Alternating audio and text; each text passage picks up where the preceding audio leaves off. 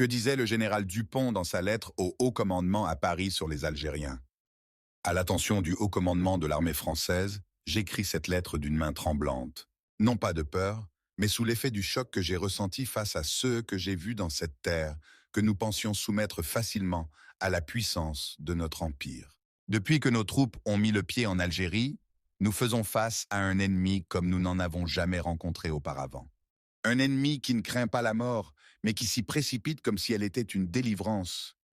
Nous avons reçu vos ordres d'avancer en profondeur dans le territoire afin d'étendre notre domination, mais nous n'avions pas réalisé que chaque parcelle de cette terre est défendue par des hommes refusant la soumission, prêts à offrir leur vie pour leur patrie. Ces Algériens ne sont pas de simples combattants, ce sont de véritables lions, surgissant des montagnes et des forêts, comme si la terre elle-même les enfantait pour défendre leur liberté. Lors de notre dernière bataille, alors que nous étions persuadés que nos troupes armées des meilleures armes et canons allaient écraser la résistance indigène, nous avons été confrontés à une violence inouïe.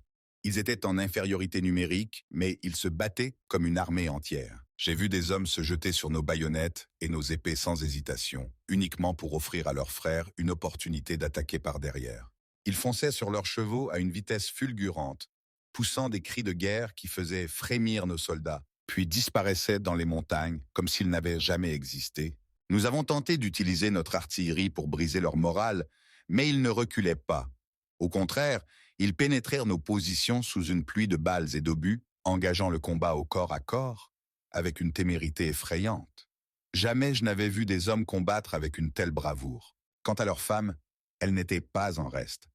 Au lieu de fuir à notre approche, elles restaient debout, défiantes, lançant des pierres et encourageant leurs hommes, prêts à prendre les armes si nécessaire. Chaque village que nous tentons de conquérir se vide de ces hommes, car tous rejoignent la résistance dans les montagnes. Même les enfants nous regardent avec des yeux emplis de haine et de défi, comme s'ils étaient nés pour combattre notre présence. Nous ne menons pas ici une guerre ordinaire. Ces hommes ne sont pas des soldats réguliers que l'on peut vaincre aisément. Ils sont des esprits rebelles, vivant et mourant pour leur terre. À chaque pas que nous avançons, nous sommes confrontés à une détermination indéfectible.